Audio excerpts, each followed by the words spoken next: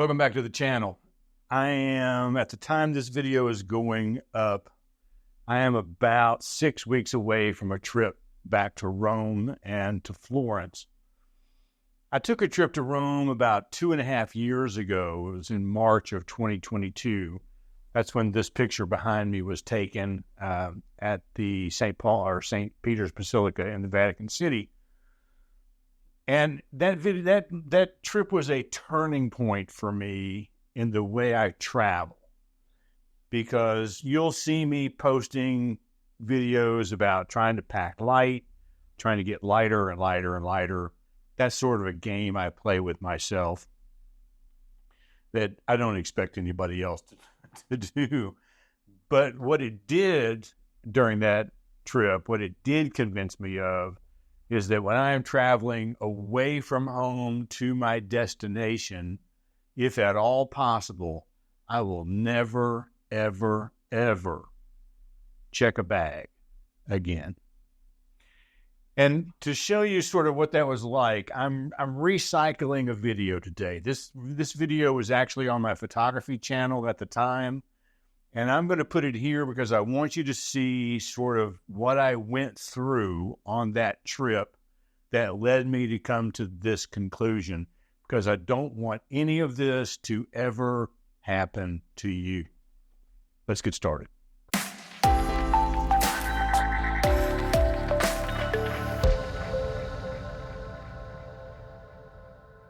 Well, I am here at St. Peter's Square outside of St. Peter's Basilica, where I'm waiting for the line to start forming, and it looks like it's about to form over there now. I have about an hour, I think, before it opens. I wanted to throw this out here. This video will post while I'm hopefully on an airplane on the way home. They say if you want to make God laugh, tell him your plans. Or as Murphy said, anything that can go wrong will go wrong. So my trouble started, I suppose, even before I left, although I didn't know it at the time. I've made a video last week about all of the camera equipment that I was bringing with me and why I was bringing it, how I was intending to use it. That video was about 12 minutes long, I think, but only 2 minutes of it got uploaded, and I'm not really sure why. So I have to go back and try to re-upload that image at some point, I suppose, although I don't know if I'll bother before I get home. But then, my Uber, the day that I left on Saturday, it's a 10-minute ride to the airport from my house. So rather than park my car for a week, I just took an Uber. But it was snowing. We had a winter storm come through, and it was snowing hard. The roads were slick. My Uber ride was late, and then he missed his turn and took a longer route to the airport. By the time I got to the airport, I was rushed and ragged. I got my bag checked. I had my camera bag with my camera and 3 lenses and a few other odds and ends. But then I had my suitcase with all my clothes and my my blood pressure medicine, my cholesterol medicine, all of my toiletries, a collapsible water bottle, and the new Peak Design travel tripod that I just bought, all stuffed in this suitcase. So I got it checked when he got on the plane, and it was late.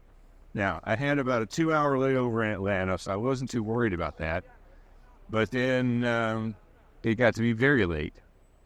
And so we finally pushed away from the gate. They said that there were 2 people they were trying to get cleared through the ticket agent. Something about their tickets, I don't know, their seat numbers, something, I don't know. So we were about 30 minutes late pulling away from the gate, and they had to de-ice the plane. And so by that time, then, they realized that we've been idling so long, we needed to refuel. And so then they de-iced the plane again. And then so we were probably by then about an hour late. And I knew there was going to be a difficult time getting to where I needed to go. And then a group of people decided that because they were going to miss their connecting flight, they wanted to get off the plane. Now, keep in mind, we were already back away from the gate, but by law, they have to pull back into the gate and let these people off if that's what they want to do. And so we waited for a truck to tow us back to the gate, and we waited and we waited and we waited, and it finally showed up. And then it was so cold, it was about 21 degrees, they couldn't get it connected to the tongue of the plane to actually pull it into the gate. So that took a while. By the time we got back to the gate, the doors to the jetway were frozen shut. The people at the gate couldn't get into the jetway to pull it up to the plane. That took another 30 minutes. So now we're a little over 2 hours late, and I've missed my flight. Then I got a notification that my flight in Atlanta was 2 hours late, and I thought, hey, there may still be some hope here. But no, we were 6 hours late getting out of Chattanooga. 6 hours.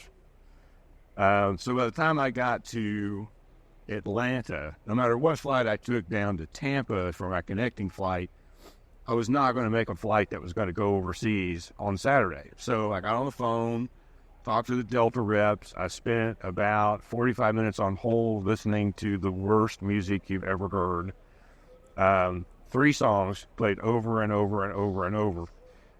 So when I finally got on the phone, talked to somebody, she was very nice. She canceled the rest of my flight to Tampa, rebooked on a one-way flight back from Tampa, because if I didn't make that connecting flight, it would automatically cancel my return flight. So she got my return flight done, got me on a flight from Atlanta to Rome. And then I said, so what do I do about my suitcase? And she said, here's what you do. You go to the ticket counter and you ask them to find you a red coat, a manager. And you ask that red coat to pull that suitcase off the plane so that now you can check it for your flight to Rome. Easy, no problem. I go find a desk agent, and I tell them I need to speak to a red coat, and she was looking at me like, why? So I explained to her what the lady had said, and she just shook her head, and she said, that doesn't make any sense at all. You don't need to do that. I'm going to electronically tag your bag so that whenever it lands in Tampa, as soon as you are confirmed on your flight out of JFK to Rome and you are on the international leg of your flight, we will automatically reroute that bag. It'll be a day late, but it will get to you. No problem. So I get to Rome, get to my hotel. Hotel's beautiful. Everything's starting to look better. And so I look up my bag number on Monday, and it's sitting in the baggage claim office in Tampa. So I got on the phone. I spent 2 hours on hold. 3 songs over and over and over. Spent 2 hours on hold. Finally talked to somebody. They couldn't find my bag. We don't have any record of your bag. I said, ma'am, I've already looked at my bag on your locator. It's in Tampa. And she said, well, we're not going to be able to get it to you. But the best bet for you is just to pick it back up when you come through Tampa. And I said, that's not going to work. But that's the long and short of it. I have no suitcase, so I have no clothes. I had to go out and buy some clothes. And yes, Delta will probably reimburse me for the clothes. I get that. But I don't have my tripod. I don't have the L bracket to be able to move my camera to a portrait mode to take landscape pictures. I do have my platypod, which thank God I have that. So I have been carrying that around everywhere I go. So my tour through the Vatican, the time got changed. And that was not the tour guide's fault. That was the Vatican's fault because they no longer do the 7:30 a.m. tours because of COVID. So we started at 8, no problem. Beautiful tour. My tour through the Coliseum has now changed because now they don't do the underground part of the tour, just the upper part of the tour. And so I am rescheduled for that. Yeah. Oh, I don't have my passport with me. What do you have? Identity card, passport.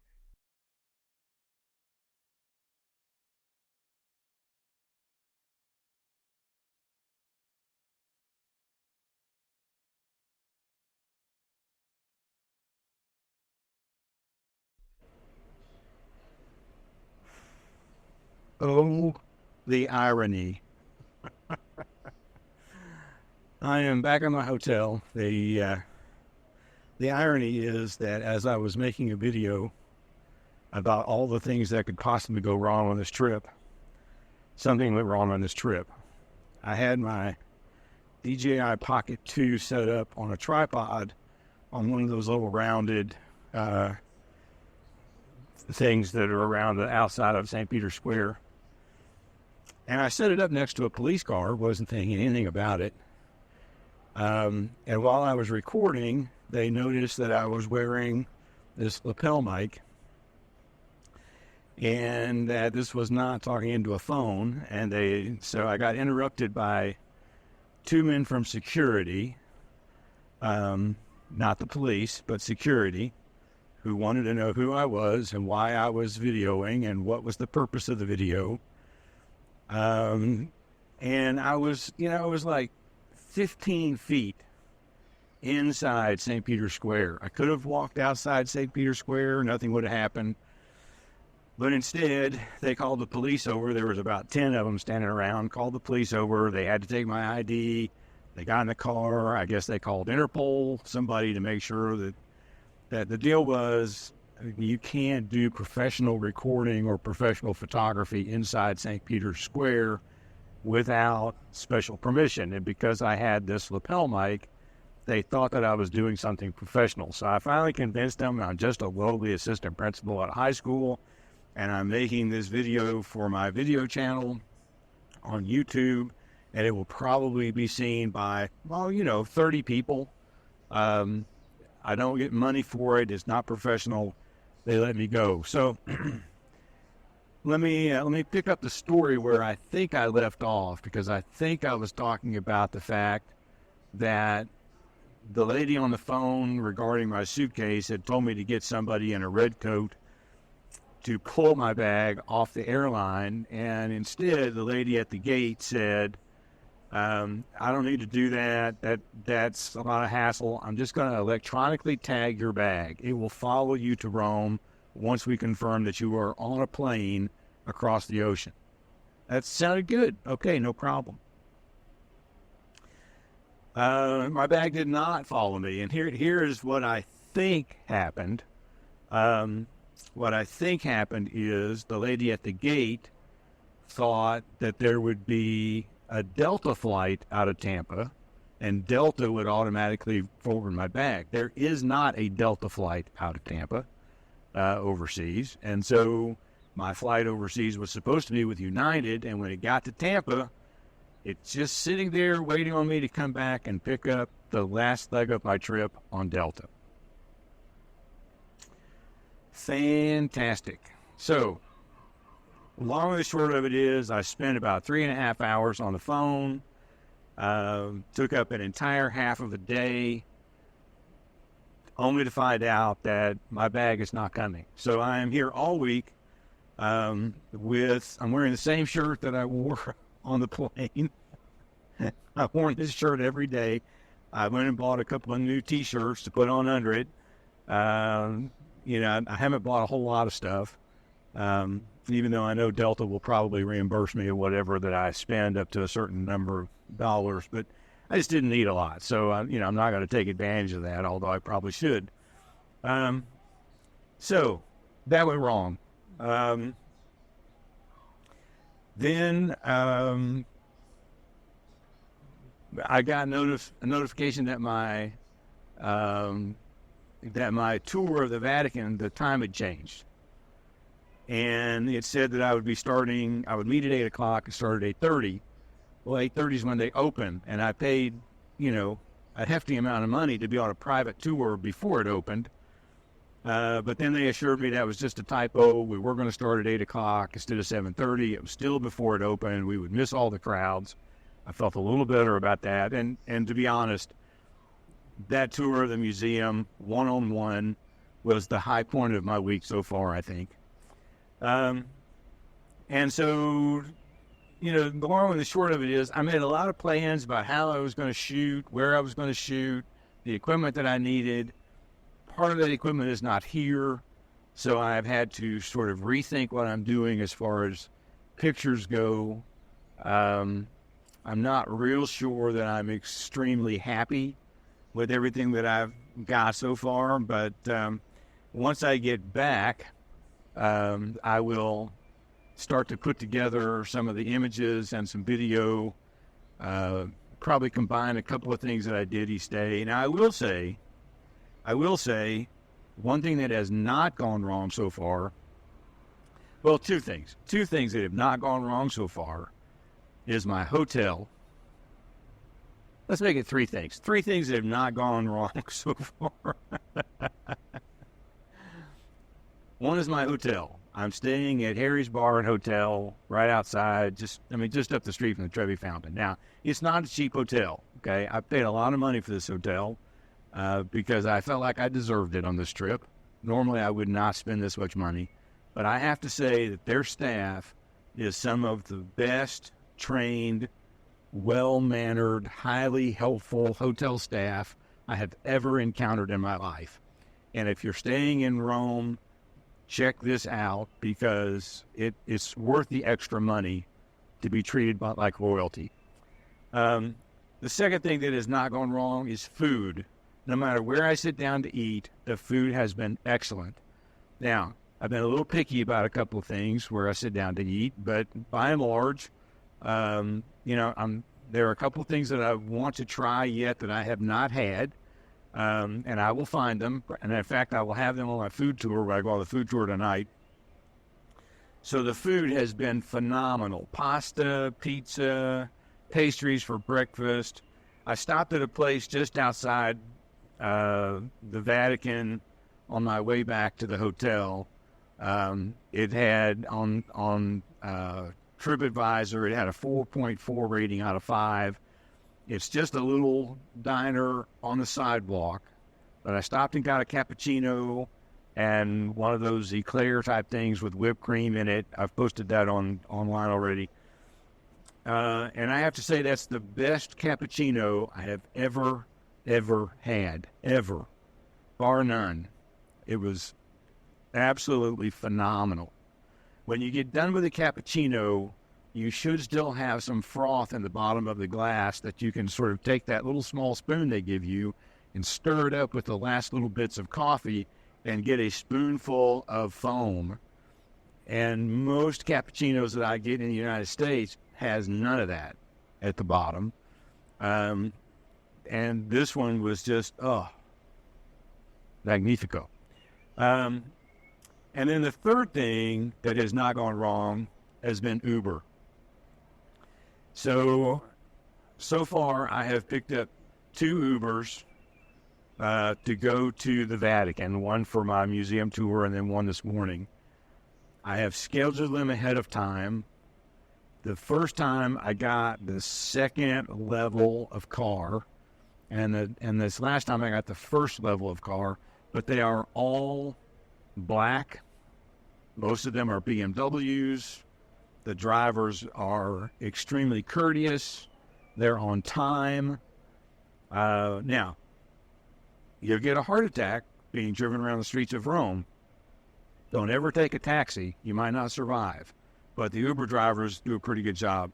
So far, Uber has been my friend. I've been able to schedule it hours ahead of time, and it's just a walk up to the corner to pick one up.